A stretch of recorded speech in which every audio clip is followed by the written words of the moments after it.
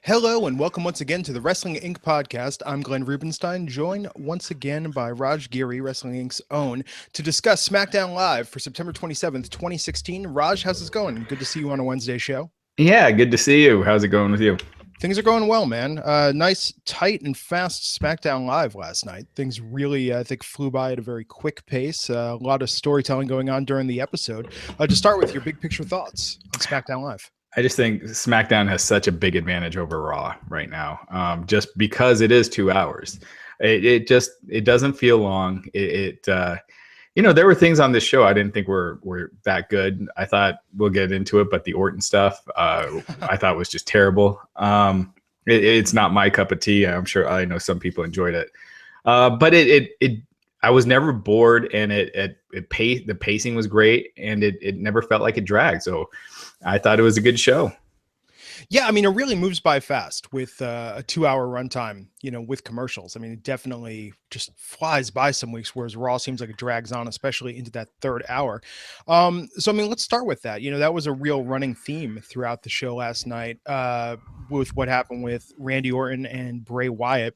And we had Bray taunting Randy backstage. I don't know who was chasing who or what was going on after a while, but we had Randy walking through what was clearly like a locker room, boiler room type situation with Eric Rowan chasing him a lot of the time. What do you think about this setup and where they're going with the storyline? I thought it was terrible. I'm one of those, I'm an old school guy where for me, a feud works best when there's an issue that A, makes sense. You can understand why the two guys are feuding over it. Yeah. And B, it's something that people can relate to. That's why I think Austin McMahon, Jericho and Shawn Michaels, when Michaels' wife got involved, I just think all those feuds, they made sense. You could understand why there's a grudge there, and it makes for a great feud. This, I have no idea what they're feuding over. It's just this fairy tale, these fairy tale promos that don't sound natural at all. I think Bray Wyatt is just so stale right now, and that he needs, I think he needs to turn babyface. They were about to do it before he got injured. And it looked like it was reinvigorating his character. So I think he needs to turn babyface, tweak his character. His promos have been the same for a long time. It just reminds me of like Papa Shango Ultimate Warrior stuff, from the 80s. I mean, from the 90s. But this did nothing for me at all. And the match, I'm not excited to see this match at all, despite the fact that they're two of the biggest stars on SmackDown. Yeah. I mean, it's actually kind of remarkable for a show that does so much right that they would spend so much time on this misstep. I don't know. I think so. The angle, best I can tell, is that Bray thinks Randy is not crazy but scared. And now Randy is, saying, you think you're the eater of worlds, but I'm the apex predator. And there was that weird twist at the end. I mean, we might as well just get this out of the way right now.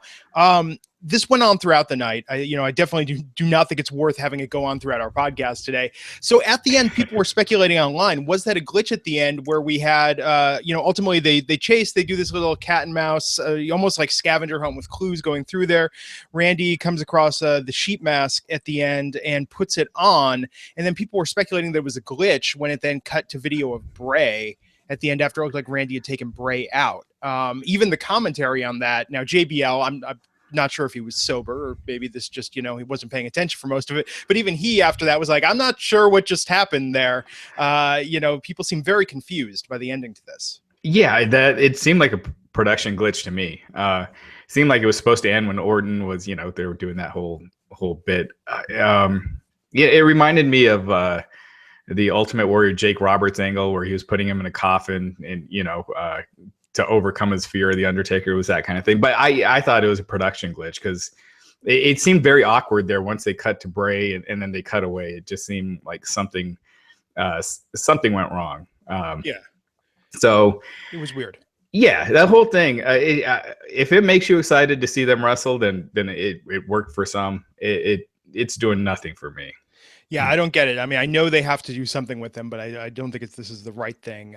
If that wasn't a glitch, I guess the end was that Bray has now driven Randy so crazy that Randy has become Bray. I don't know. I mean, it reminds me of one of those. Did you ever in high school have that where, people, you have to write like short stories, and you'll have a teacher maybe show you something like the Twilight Zone is now like, write your own version of a story with a weird twist. It seemed to me like that, like at the end, like someone was stoned in the WWE creative and was like, and then what if at the end, Randy really became Bray because Bray's inside his head and he's like taking over Randy now. It was like that weird stoner twist logic, Yeah, it just seemed like it was just hokey. Yeah, totally. Absolutely. So let's talk about the other big recurring buildup of the night and what was going on with Dean Ambrose and John Cena. It seemed like they were really, really hitting that hard, even though the main event was between AJ and Dean in a rematch for the title. I mean, they were really hyping Cena's presence. If he felt like he hasn't been on the show as much in recent weeks, I mean, this is, I think, the most Cena that we've gotten short of a main event match in quite some time. Yeah, and I thought it helped. I think Cena is definitely an asset. I know the IWC loves to talk trash about Cena, but he adds a lot to a show when he's there. And I'm telling you, this feud with him, Ambrose, and AJ is the best thing that WWE has going on today. I mean, it's I think all those guys have raised their game in this feud, and AJ is great. Dean Ambrose, and after the show, we'll talk about the Talking Smack segment with Cena. But Ambrose last week, I mean, his promo on Cena was great. It was something that fans can relate to. It didn't seem rehearsed. It wasn't hokey. It wasn't about being a snake and Bray Wyatt being scared of snakes. It was something that was relatable, that seemed personal, and it made it work. And Cena this week, I wish they would show that stuff on TV, but which is weird because Talking Smack is so good, and it's amazing to me that it's an afterthought. I mean, I know that WWE won't release specific numbers for the network, but I mean, what do you guesstimate? Maybe 10% of the SmackDown Live audience watches that? Well, you're talking about. I even think that might be high because by that point, you've been through 5 hours of WWE over the last 2 days, and 8 if it's a pay-per-view week. So I mean, if it weren't my job, I wouldn't be turning into Talking Smack after SmackDown. See, I look forward to it. To me now, it's a big part of the experience because I know it's a known quantity. That every week they're going to have some interesting interviews. They're going to have some unpredictable moments. I feel like I mean, for an after show, I mean, if you look at the pre-shows on WWE, matches aside, I don't feel like they put a lot of thought into that, and perhaps wisely so, right? Because you can't have someone like Booker T or Jerry out there really doing predictive commentary if they know too much. So it's almost, let's get them out there and just have them recap and rehash and bring people up to speed. But with Talking Smack, I mean, I talked about this in previous weeks. It feels to me like it's also an exercise in improv with a lot of the newer talents that have come up where they say, like, okay, now you're going to go out there and you're going to do a shoot interview in character, and we're going to give you these scenarios and let you riff on things. And I just think it's so interesting compared to all the other WWE promos and content that we see that feels so tightly produced and scripted. This has a much more live feel. Exactly. This is the case of being told kind of what you want, what to talk about, but you're not giving a scripted promo, and you see them nailing it out of the park. So yeah, no, it's fantastic. So we had an 8-man tag match last night. That was the first big match of the evening. We had the Usos debuting their new look, which to me, I mean, who did it remind me of? What was it, Hunico and Camacho from NXT? I mean, it looked like they said, "Hey guys, we have the clothes backstage. Don't worry about it. We got this." I mean, what did you think about the Usos' new direction? Well, I like the fact that they're changing their music and clothes because I feel like anytime you want to have a real face turn or heel turn, Jericho always does this. He tweaks something with his look, or his character. CM Punk would do it. You make a transition as opposed to just now I'm a heel.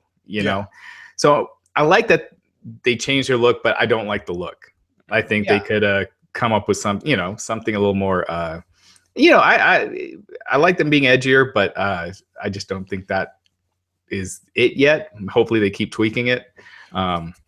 Well, and this match last night we saw, it was the Usos and the Ascension versus Rhino and Slater and American Alpha. And what was interesting about this is the Usos, I think part of the reason why they're over, especially with kids, they have been, is because they have the makeup, they have the bright, colorful look.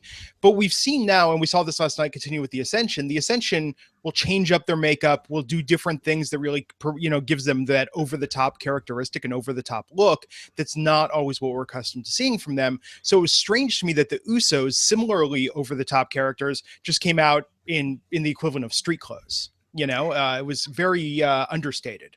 Yeah, but I like the fact that they're moving away from the colorful, babyface look, and I like that they're not using face paint. I think they have a chance to be like this violent heel act. If it was, when WWE says PG, you still can be edgy and be PG. Yeah, and you can give the Usos and make them, just a badass heel team.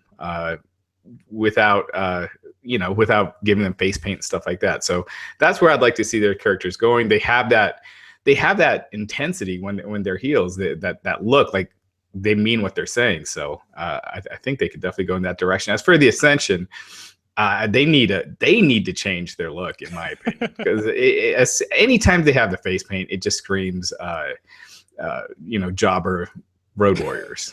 It was very almost sort of Juggalo on one of them last night. It was very sort of ICP looking, which I thought was interesting.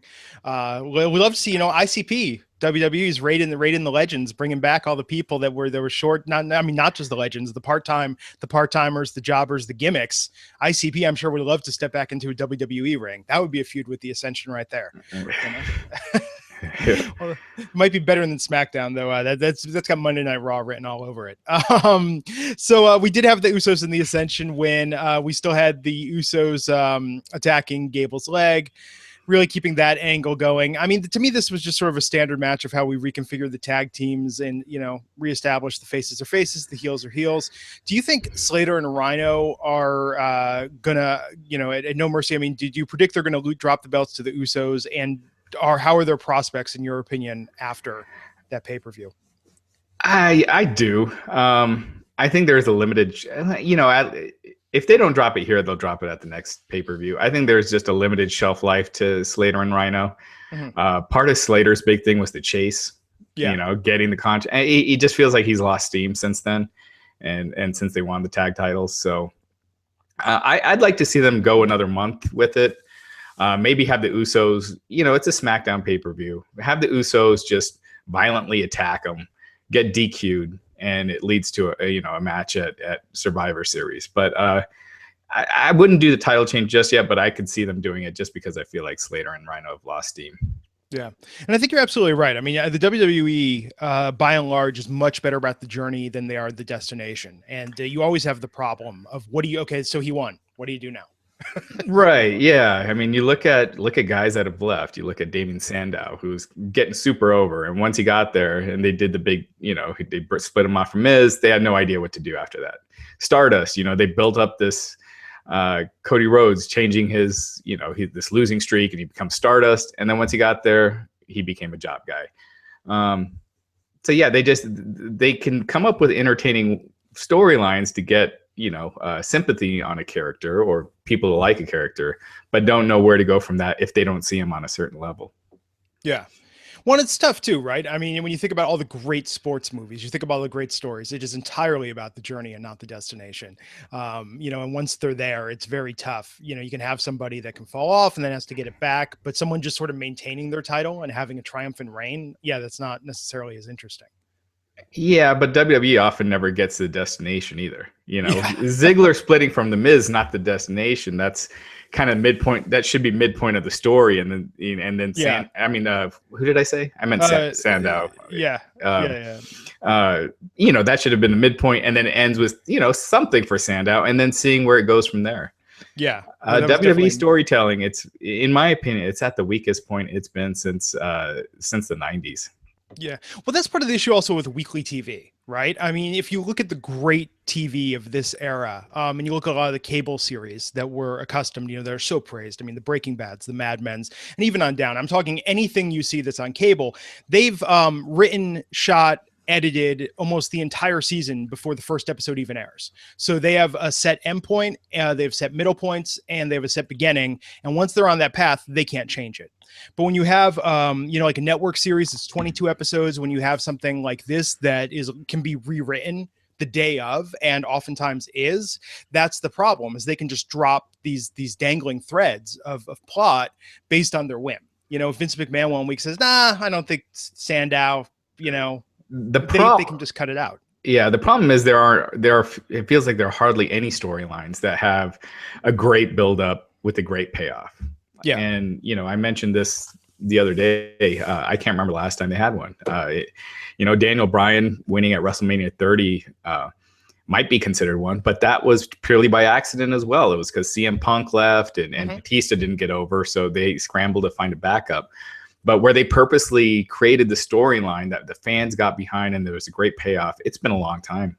See, I think Slater and Rhino, I don't know if that was by design or they lucked into it. But that's not a main event storyline. That's not selling pay-per-views. Well, but for us, for the people that watch it religiously, you know, for the people listening to this podcast, I mean, I don't know about you, but that's something that would keep me tuning in, you know, while it was happening, because I thought that, and the fact that it was such a sleeper, man. I mean, I talked about this before, but in this new era, I think it's the, you know, one of the best, if not the best storyline. And I don't know how much of it was planned. I don't know how much they just sort of stumbled into and realized like, oh, we have this opportunity now, you know, to do this with this free agent gimmick. And I think that's why in hindsight, a lot of storylines look better than they were, right? Is because over time you realize like, oh, hey, wait a second. They seeded this back there. It developed this week, and then it gave us this payoff, you know, as opposed to like, it was planned from the get-go to have this big push. Yeah, I can't remember, you know, back to the original point, a real main event storyline that's going to affect business, you know, stuff like that. It's entertaining, but it's not going to change your mind if you're going to buy a ticket to go to a SmackDown house show or not. Yeah. But with the main event, I think it's harder also because you have situations like a Roman Reigns situation. You can have creative be like, no, this is the main event storyline. This is the guy we want. But if the audience doesn't buy into it, you know, it's not that much harder because you see, you see Seth Rollins, the fans, it was clear he was going to be a big baby face when he came back, and to just instead have him just be a swarmy heel and trying to get him to piss, you know, that was dropped on their lap and they just blew it. So yes, there are times when their plans don't go their way, but when you have 30 creative team members, it shouldn't be that hard to find a backup. Yeah. And you shouldn't put all your eggs in one basket, you know? Yeah. Well, especially with the injuries, you know? Exactly. Yeah. So Carmella and Natalya versus Naomi and Nikki Bella. Now, I thought this was interesting because we had pre-recorded promos before this match going on. And I have to say, in the pre-recorded sense, I thought Carmella did a very good job compared to what we've seen some weeks with her. Even Natalya and her had a little bit of chemistry, I thought, in this. And I thought it was nice that they gave Naomi a chance to sort of do something backed by Nikki. I mean, what did you think of the setup in the match itself and where it's all headed?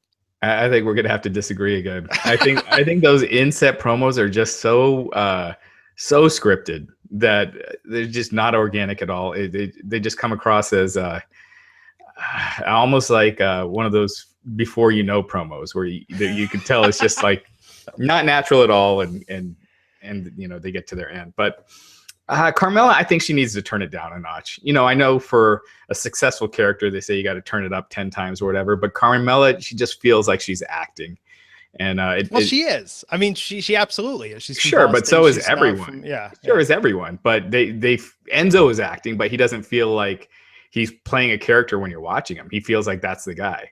Yeah. Carmella feels like she's, you know, playing a character. I think it's more removed from her personality just based on Breaking Ground and all the stuff that we saw. But so then give her something that's more like her personality. But you know, I like the fact that she keeps beating Nikki, getting the better of her. I think that's the way to build up a new talent.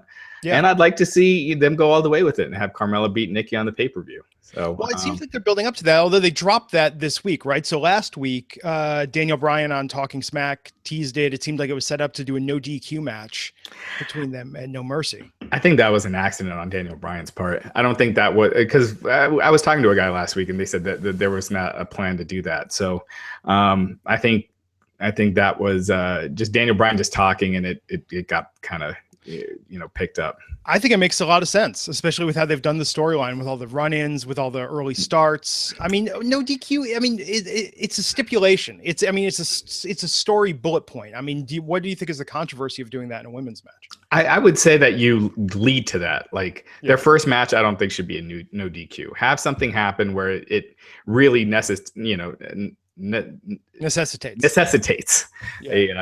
DQ match. Well, I have to say, last night with Carmella, and look, I don't know how closely you paid attention in the previous weeks, but at least they haven't been letting her walk out with the mic. They realized that new spiel they gave her that she tried for 2 weeks was not working. It was very awkward. I'll take what she did pre-recorded last night any day of the week.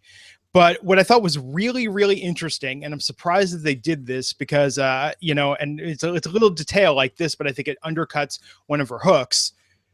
They had Naomi in the ring do the moonwalk, and Naomi's moonwalk was incredible. And it's like all of a sudden Carmella moonwalk is part of her gimmick, and Naomi literally can moonwalk circles around her. I thought it was very strange that they showcased that on TV. That's fine. Naomi's the baby face, Carmella's the heel. So, But Naomi's moonwalk, go back and watch that, everyone, is on point. I was very impressed. Naomi is a trained dancer. She's awesome. I mean, she's an awesome athlete too. Yeah. But I thought the match was okay. Carmella and Natalya won. So aside from the no DQ, you're pretty certain though Carmella and Nikki is going to happen in No Mercy? No, I'm not. It just makes sense that it would. Yeah, I mean, but they seem like they're building to Enzo and Cass versus the Shining Stars at the last pay-per-view too. But just with the shallow roster, it makes sense. I mean, they usually try to have 2 women's matches on a pay-per-view, so that would make sense for the second.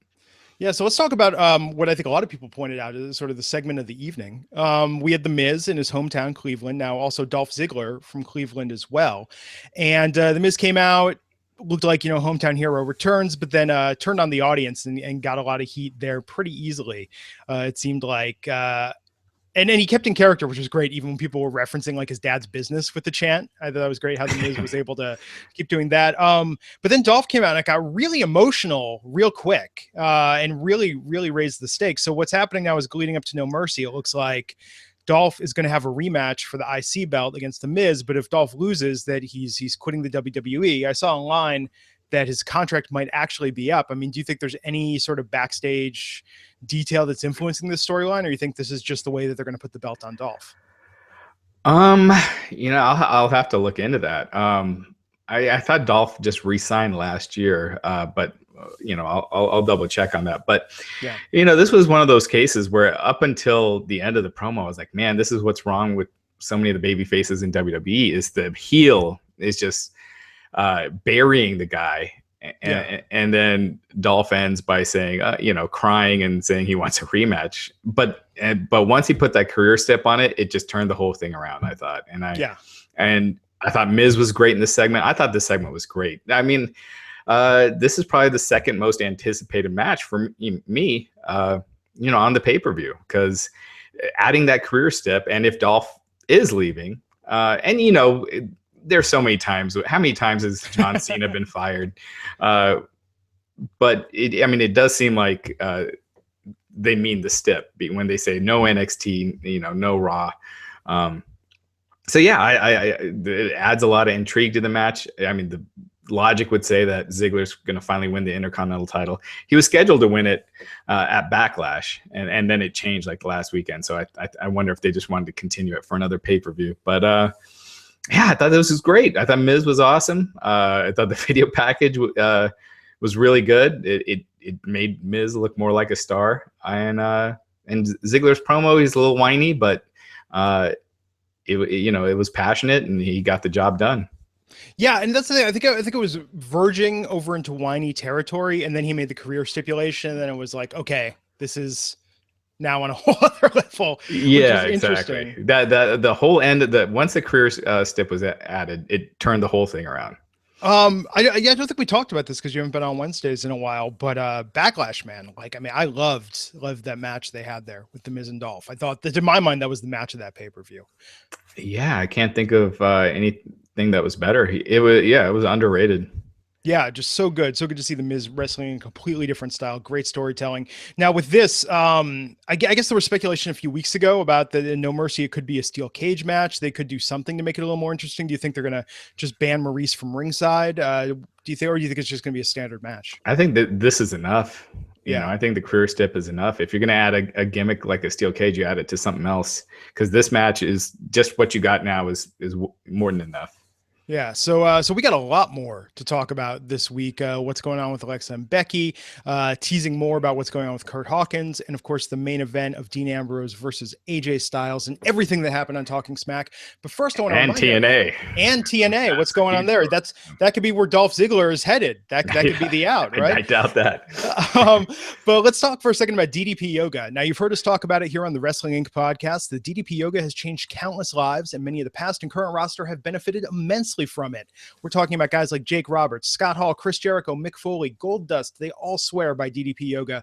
And Diamond Dallas Page has taken it to another level with the DDP Yoga Now app on iOS and Android devices. So you got no excuse, because you can take it with you anywhere. And the cool thing about their app is that you can track more than just your DDP Yoga workouts. You can connect it to a Bluetooth heart rate monitor, track your calories and heart rate in real time, whether you're at the gym, on your DDP Yoga mat, or even while you're out mowing the lawn or running errands.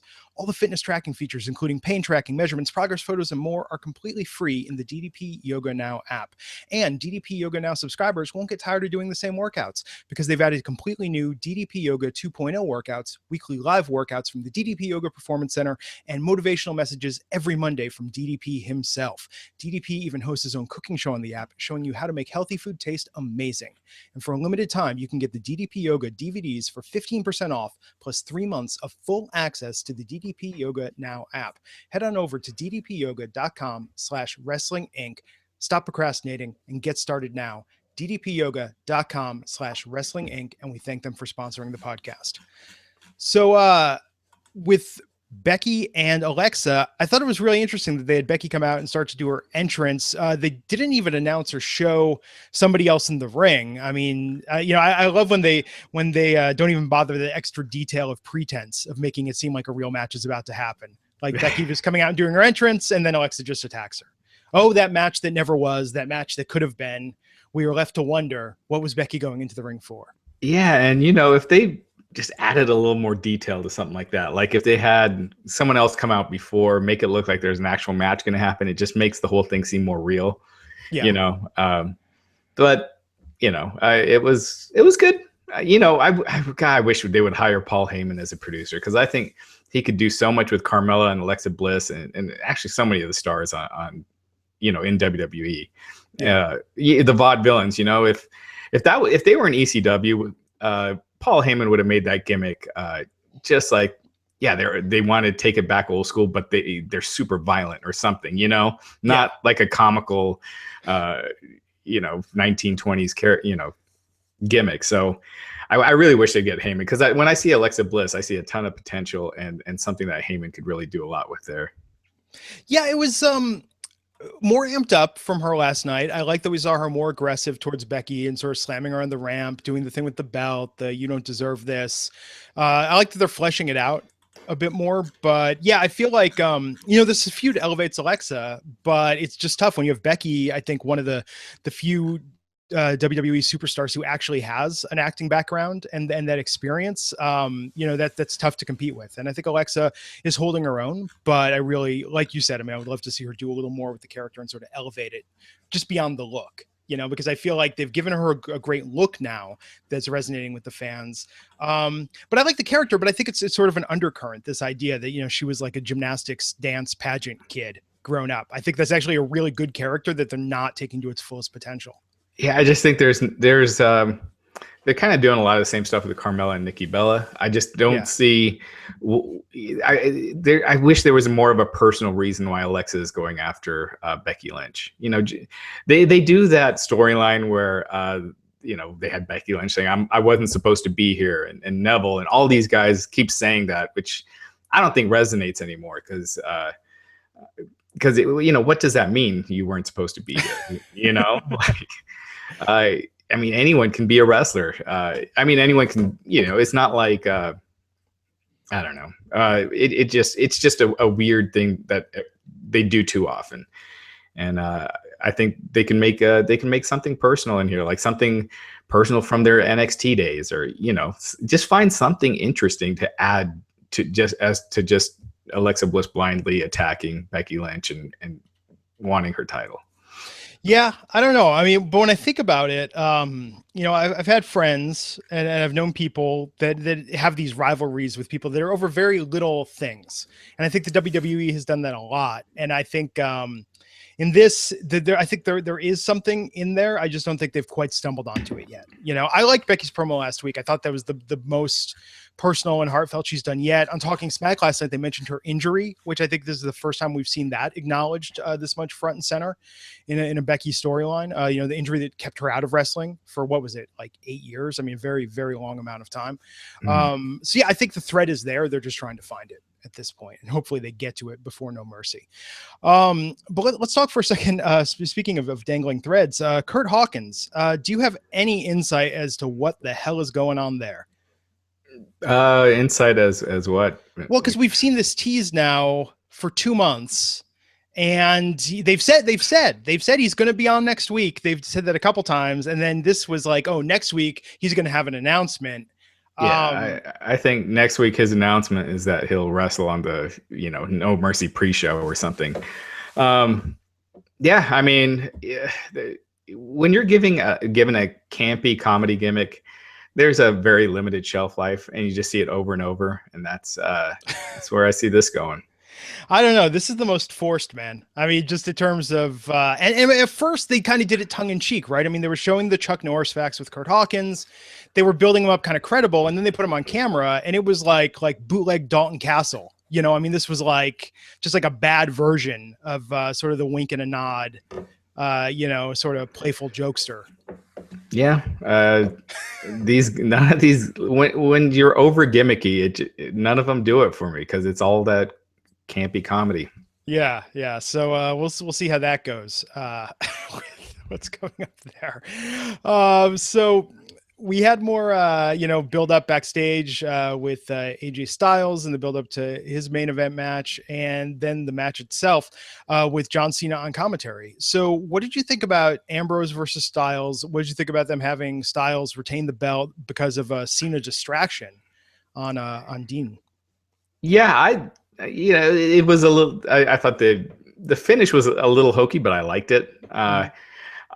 Again, I think this is the best stuff on WWE TV right now, is this feud. AJ Styles, I think, is beyond a doubt the MVP this year. I feel like every feud he's been involved with since WrestleMania has been the best thing on the show up until now. His feud with Roman Reigns was the best thing during that time, then John Cena, and now Ambrose and Cena.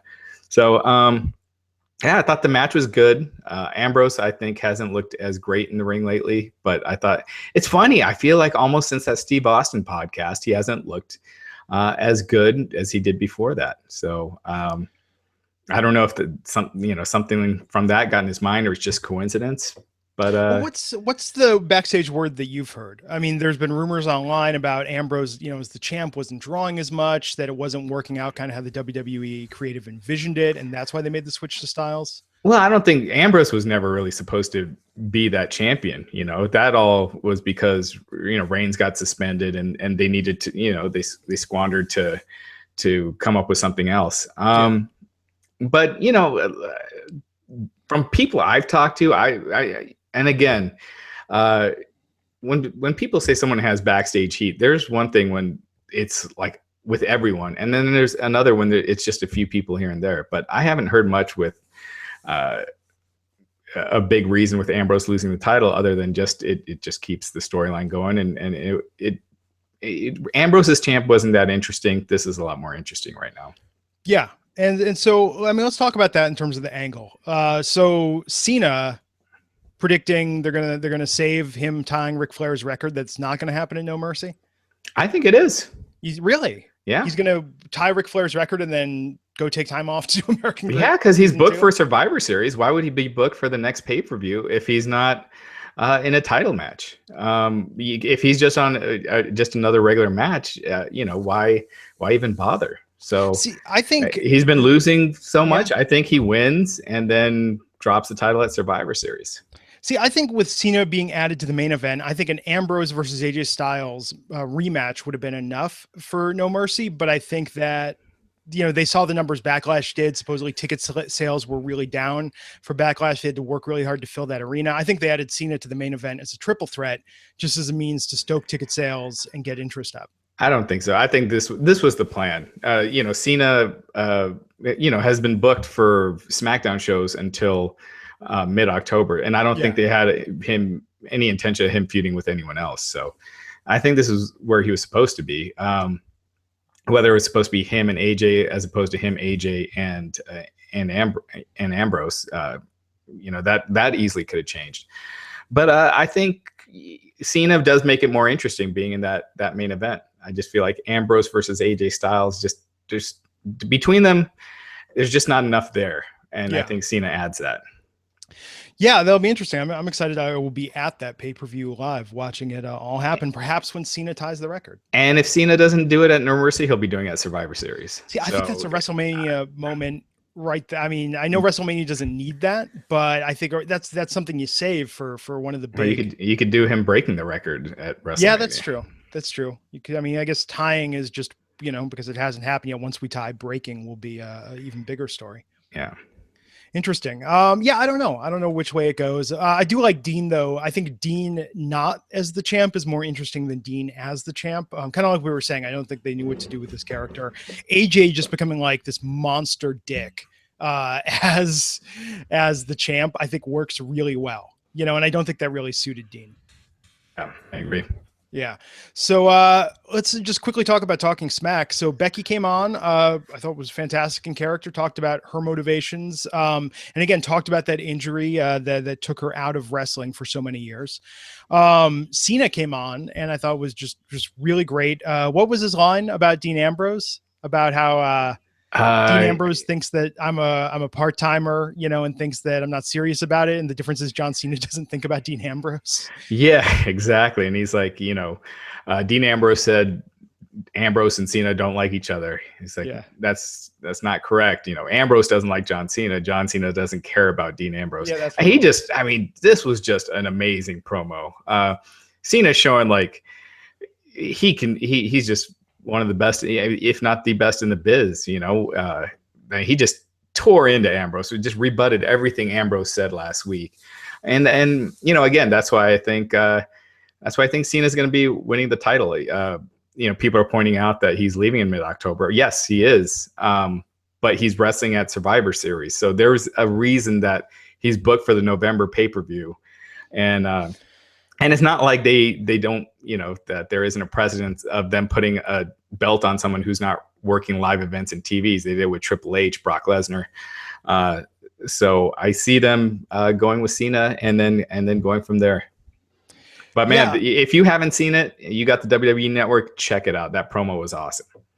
Yeah, Talking Smack just has so many of these moments. And I think what they do to their credit is that when these moments happen, they do influence what happens the next week on SmackDown. They do show the clips from Talking Smack in the SmackDown Live. So it's not like it's lost forever to the ether if you didn't see it. But I think that's, again, I think it's something that might have been an afterthought in this new era because it was rushed, right? When Talking Smack debuted and the pre-show debuted, they were like, oh yeah, and by the way, we're doing this post-show after SmackDown, and I think it's worked out beautifully. Yeah, this segment, I don't think WWE even has it up on their YouTube channel yet. They just uploaded it while we were doing this podcast. So nice. There we go. But they only uploaded 2 minutes of it. I hope they show the whole thing. I hope they show the whole thing because it was just fantastic. It was like, I think it was like 5-6 minutes. So it's great stuff. It gets you excited about Ambrose and Cena. So why not show it? Yeah, no, to the point where it's like, I think, AJ might fade a little bit in this main event feud, which I'm fine with, except if you have him fade into the background and then retain as champion, that would be a little weird. So to your point, that would be where it would make sense for Cena to win since he's so front and center in driving this conflict. I think if you have Cena pin Ambrose, then that makes it a natural Cena and AJ Styles match at Survivor Series since AJ has beaten Cena, didn't lose the title. Yeah. So one thing we talked about last week that now a lot of people are talking about online. What do you think about the No Mercy promos and the parody of the Calvin Klein Obsession ads that they're doing? I mean, they're internal. They're not airing on TV, so it's fine. I It's love it when something. they go this crazy with it. When's the last time they did this outright comedy type promo for a pay-per-view? I just think when you have a title like No Mercy or Hell in a Cell, it should be something grittier and violent, in my opinion. And but who cares? You know, it's just within. It's just used on WWE television. I know, but it's just I love when they do this little inside type stuff. You know, it's really, to me, what reminds me that this is a network. This isn't just the WWE archive. This isn't just pre-show, post-show. I like that they're you know, it reminds me of the early days of MTV. Like they have a department whose job it is to just sort of do wacky stuff. It's got to be tough now because you're doing them, you know, for 2 pay-per-views a month where you're trying to come up with new promos and things like that. You know, UFC, it's not like they're coming up with you know, they have awesome promos for their big shows, you know, when it's Conor McGregor and Jose Aldo or something like that. They're not doing it for everyone. They don't even bother to come up with a name. It's just a number. It's just UFC 203, UFC 204. Yeah. You know? Yeah. So, I mean, what do you think, just before we talk about what's going on in TNA, do you think going into 2017, they're going to keep up this pace of 2 pay-per-views a month? Because last night we started to see the build-up for not only we saw Hell in a Cell is being plugged, but then they were plugging the next one, the next SmackDown pay-per-view also started to get some plugs this weekend. I mean, do you think it's too much? I think if ratings continue to, you know, ratings were expected to fall with football season, not this much. I mean, they're down 20%, you know, as opposed to previous years, or at least the audience. If after football season, the numbers are continuing to slide, I could see them revisiting it after WrestleMania. Yeah. But I just feel like they're really pot committed to doing it. I think they should have waited before splitting the pay-per-views until they had, you know, 2 very deeper rosters than what they have now, and then several feuds on each. But because right now you just don't get the sense of the excitement for these brand specific pay-per-views, you know, that you did for like SummerSlam or you probably will for Survivor Series. But yeah, I think if numbers continue to fall, I almost think you know what? I almost think they wouldn't do it because it's Vince McMahon saying he's wrong. And just waiting longer, but yeah, well, I see it continuing for the near future. Huh. So, with that in mind, let's talk about the ratings this week for Raw. It not only went up against Monday Night Football, but the most watched presidential debate in history. How bad were the Raw ratings this week? Oh, geez. You know, actually, Raw started off in relatively strong. It was under 3 million, which a month ago was considered terrible, but as far as the first hour, it was 2.85 million, which, you know, was one of the best hour numbers they've done since football season. Actually, it was the best hour that they've done since football season. And then, you know, as soon as the debate started, it just went off a cliff, which was to be expected. Monday Night Football also had their lowest rating. So I think next week is the bigger number. I mean, this week had all sorts of crazy competition. Next week, the problem with WWE right now is, with Raw especially, is it's just so there's just not anything that's captivating. So if you miss a couple weeks and you fall into that trend, you could easily start skipping Raw, and you're starting to see that more and more. Usually, you know, ratings dropped during football season, but came back to close to where they were.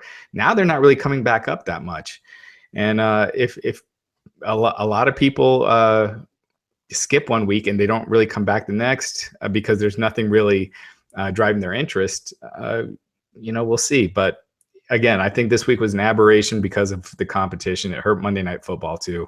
So I think they'll be back to, I don't think they'll top 3 million, and I don't think they're going to top 3 million until football season's over, if they top it at all. But it'll be up next week. Yeah. Well, next week's SmackDown is going up against the vice presidential debate. So yeah, but I don't see Mike Pence and Tim Kaine doing the damage that Trump and Hillary did. Yeah, yeah. Although No Mercy is up against the second presidential debate, so that'll be interesting. But of course, that's on the network, so I think Yeah. live isn't nearly as important. So what's the latest? What's going on with TNA now? I was reading that WWE might be back in the picture. Well, I mean, WWE is always, it's been kind of like a kind of like the last scenario. If they can't figure out a sale, basically WWE would swoop in by the video library. I don't know if the problem is TNA. I think Dave Meltzer mentioned that TNA has more debt than it's worth. So I don't know if WWE buys the company outright, because then they're stuck with that, or they just buy the video library and TNA folds. So, but yeah, I mean, Billy Corgan did an interview with ESPN saying that, you know, he's been negotiating to buy the company. He's talked about it on his Facebook. He made it sound like he was close, but you know, from all accounts of things, if they don't have this thing figured out by Friday, so we're 2 days away. If they don't have it figured out, then it seems like TNA would just sell the video library to WWE, and that's the end of the company.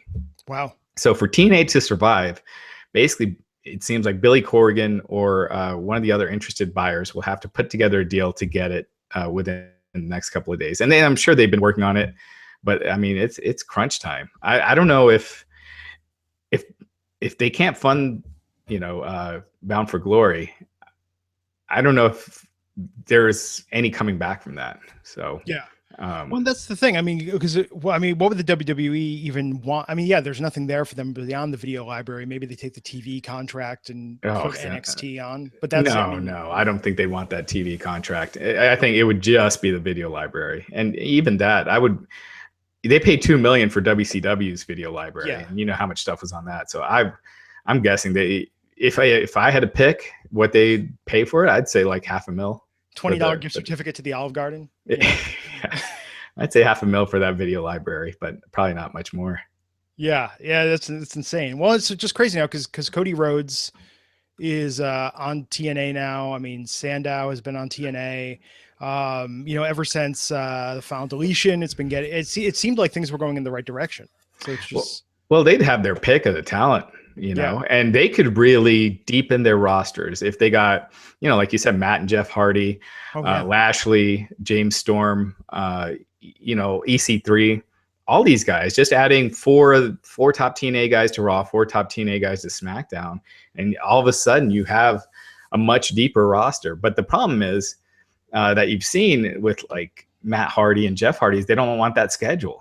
And the WWE schedule isn't appealing to everyone. So, and they've had their issues with Lashley. So I don't really know who they'd get that'd be willing to work a full-time schedule. Maybe EC3, but as far as top-level guys, and maybe James Storm, but that's about it.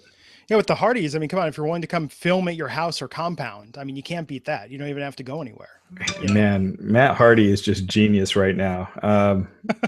But I really mean that. The problem with the Hardy stuff, in my opinion, is it's so different than everything else on the show. Oh, yeah. It just feels like a random segue, but it's entertaining as hell. And it's the only thing I really look forward to on TNA lately is the Hardy stuff. So it just doesn't mesh with the rest of the show.